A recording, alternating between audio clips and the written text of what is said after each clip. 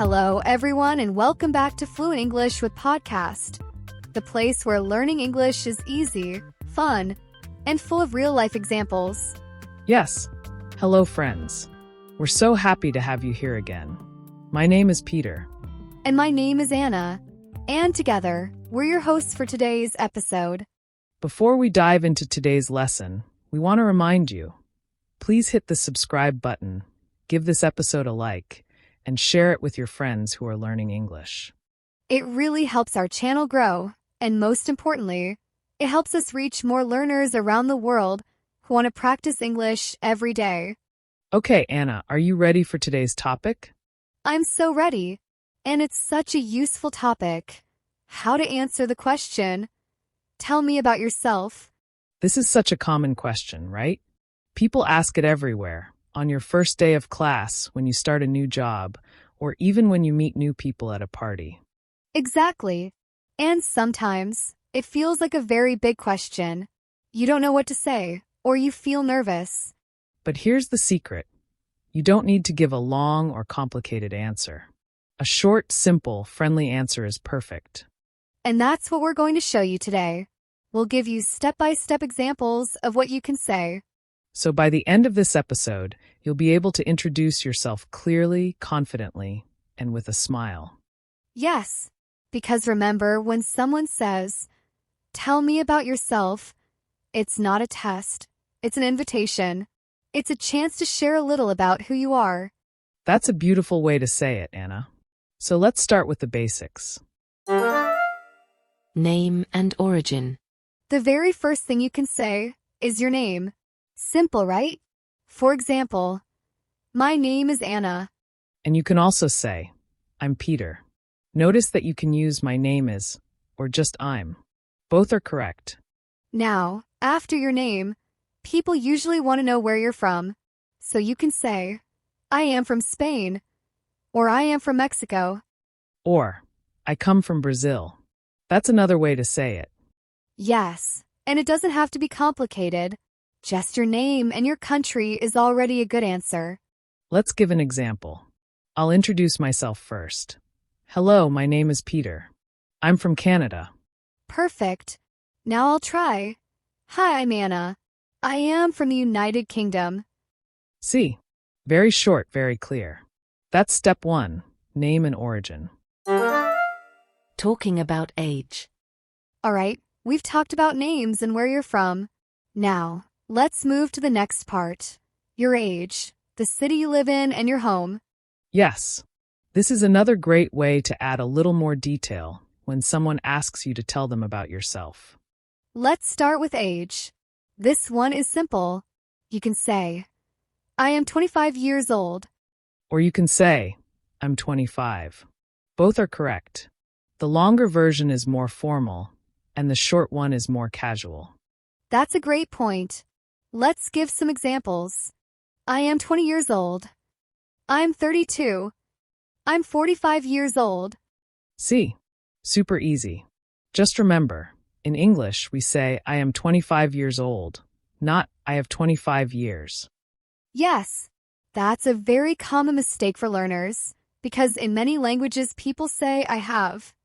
But in English, it's always I am. Talking about your city or town. Now let's talk about where you live. You can say, I live in a big city. I live in a small town. Exactly. And you can even add more details if you want. For example, I live in New York. It's a very busy city. I live in a small village near the mountains. It's quiet and peaceful. Nice. Let me try. I live in Toronto. It's a big, multicultural city. I love it. That's perfect. And I can say, I live in London. It's very busy and noisy, but it's also exciting. Talking about your home. Finally, let's describe your home. You can say something simple like, I live in a house. I live in an apartment. Yes. And if you want to make it more interesting, add a small detail. For example, I live in a house with a garden. I live in a small apartment, but it's very comfortable. That's right. Let's give our own examples. I live in a house. It's not very big, but it has a small garden, and I really enjoy it. Lovely. And here's mine. I live in an apartment in the city center. It's close to restaurants and shops, so it's very convenient. Okay, listeners, now it's your turn. We want you to practice. Repeat after us. I am 25 years old. I live in a big city. I live in an apartment. Good. Let's try another. I am 19. I live in a small town. I live in a house with a garden. Excellent. You can mix and match these sentences to describe your own life. So that's step 4, age, city, and home. Add these details after your name and where you're from, and your introduction becomes richer and more interesting. So far, we've covered your name, where you're from, your age, and where you live. That's a really solid introduction. Yes, and now we come to one of the most common questions. What do you do? Exactly. People want to know if you're working, studying, or maybe both. Talking about work. Let's start with jobs. The sentence is very simple. I am a, and then your job. For example, I am a teacher. I am a nurse. I am a driver. I am an engineer. And don't forget, if your job starts with a vowel sound, you use an. For example, I am an artist, or I am an engineer. Yes, great reminder. Let me introduce myself with a job. I am an English teacher. I teach students online and in a classroom. Nice. And here's mine. I am a podcast host and also a language coach. I help people practice English. Talking about study. If you are a student, you can say, I am a student. And if you want, you can add what you study. For example, I am a student. I study art. I am a student. I study business. I am a student. I study medicine. That's right. Let's practice. I'll try. I am a student. I study history. I love learning about the past. Perfect. And here's another. I am a student. I study computer science. I want to be a software engineer in the future. You can also add more information about your job or your studies to make your answer more interesting. For example, I am a chef. I work in a restaurant, and I love cooking Italian food. Or, I am a student. I study biology, and I am very interested in animals and nature. These extra details give people a chance to ask more questions about you. Yes, because remember, introductions are not only about giving information. They are also about starting conversations. Okay, friends, let's practice together. Repeat after me. I am a student. I study English. Now try this one. I am a teacher. I teach children. One more. I am a nurse. I work in a hospital. Fantastic. You're doing great. So that's step 5, work and study. Adding your job or your studies makes your self-introduction more complete. And it helps people understand what your daily life looks like. So far, we've shared our name, where we're from, our age, where we live, and what we do. That's already a great introduction. Yes, but if you want to make your answer even more personal, you can also talk about your family and even your pets. Exactly. This makes your introduction warmer and shows more about your life. Talking about family. Let's start with family. You can simply say how many brothers or sisters you have. For example, I have one brother. I have 2 sisters. I don't have any brothers or sisters. Yes, and you can add their names, ages, or what they do. For example, I have one brother. His name is Tom. He is 20 years old. I have one sister. She is a student. She studies music. Let me try. I have one sister. Her name is Sarah. She is younger than me, and she studies medicine. Perfect. And here's mine. I have one brother. His name is Daniel. He is older than me, and he works as an engineer. Very good. Now, you don't need to give too many details, but adding 1 or 2 makes it interesting. Talking about parents. You can also mention your parents if you want. For example, my mother is a teacher. My father is a chef. My parents are retired. Yes. For example, I can say, my mother is a writer and my father is a doctor. That's nice. I can say, my mother is a nurse and my father is a teacher. Talking about pets. Now let's talk about pets. Many people love to include their pets when introducing themselves. You can say, I have a dog. I have a cat. I don't have any pets. Yes. And again, you can add more details. For example, I have a dog. His name is Max. He is very friendly. I have a cat. Her name is Luna. She is black and white. Here's mine. I have a dog. His name is Rocky. He's small, brown, and very playful. And mine, I have a cat. Her name is Bella. She sleeps a lot, but she's very sweet.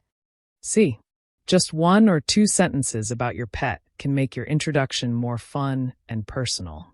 All right, friends, let's practice together. Repeat after me. I have one brother. His name is Tom. Good. Now try this one. I have 2 sisters. They're students. One more. I have a cat. Her name is Luna. She is black and white. Excellent. You can now describe your family and pets in English. So that's step 6, family and pets. It's a great way to make your introduction more personal. And it often creates new conversations. For example, if you say you have a dog, people might ask, what's his name? Or what kind of dog is he? Exactly. That's how introductions turn into real conversations and even friendships. So far, we've shared lots of important things. Name, country, age, where we live, what we do, our family, and even our pets. That's a full introduction already. Yes, but if you want people to know your personality, you can talk about your likes and dislikes. That's right. This is where conversations become fun. Because when you share your interests, people can connect with you more. Talking about likes. The sentence is very simple. I like or I love. Examples. I like music. I like sports. I love reading. I love traveling. Yes, and you can make it more specific. For example, I like pop music. I like playing soccer. I love reading mystery books. I love traveling to new countries. Let me try. I like playing guitar. I play almost every day. Nice. Mine is. I love reading novels. My favorite author is Jane Austen. Talking about dislikes. Now, what about dislikes? You can say, I don't like, or I hate. Examples. I don't like spicy food. I don't like waking up early. I hate cold weather. Yes. Here's mine. I don't like crowded places. I prefer quiet spaces. And mine. I hate being late. I always try to be on time. You can also add reasons. This makes your introduction richer. For example, I like running because it makes me feel healthy. I don't like coffee because it makes me nervous. I love cooking because I enjoy trying new recipes. Yes, very good. Here's mine. I love traveling because I like learning about different cultures. And mine. I don't like winter because it's too cold and I prefer sunny weather. All right, friends, let's practice together. Repeat after me. I like music. Now, I love playing soccer. Good. Try this one. I don't like spicy food. And finally, I love traveling because I enjoy meeting new people. So that's step 7. Likes and dislikes. It's a great way to share your personality and connect with others. And remember, when you talk about what you like and dislike, people often find something in common with you. Exactly. And that's how introductions turn into real conversations.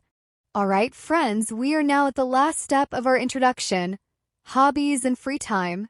Yes, this is where you tell people what you usually do when you are not working or studying. Exactly. Hobbies make your introduction more colorful and interesting. Talking about hobbies. You can use simple sentences like, my hobby is. In my free time, I enjoy. Examples. My hobby is painting. In my free time, I play basketball. I enjoy listening to music. Yes, and you can be more specific. For example, my hobby is painting landscapes.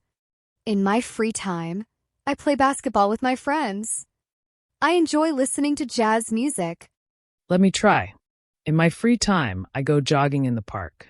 It helps me relax. Nice. Mine is, I enjoy cooking new recipes on weekends. It's my way to relax. Here are more examples of hobbies you can use. Reading books, watching movies, playing video games, swimming, dancing, photography, traveling. Yes, and remember, you don't need to list all your hobbies. Just choose one or two. You can also connect hobbies with likes and dislikes. For example, I like music. In my free time, I play the guitar. I don't like running, but I enjoy swimming. That's a great idea. Here's mine. I love reading. In my free time, I read science fiction novels. Perfect. Mine is, I don't like loud parties, but I enjoy going for long walks with my dog. All right, friends, let's practice together. Repeat after me. In my free time, I watch movies. Now try. I enjoy playing video games. And one more. My hobby is photography. Excellent. Now you can talk about your hobbies and free time activities in English. So that's step 8, hobbies and free time. It's the perfect way to finish your introduction. Yes, because now people don't just know the basic facts about you. They also know what you enjoy doing in life. And that makes conversations natural, fun, and memorable. Wow, Peter, we did it. We shared all 8 steps to answer the question, tell me about yourself. Yes, Anna.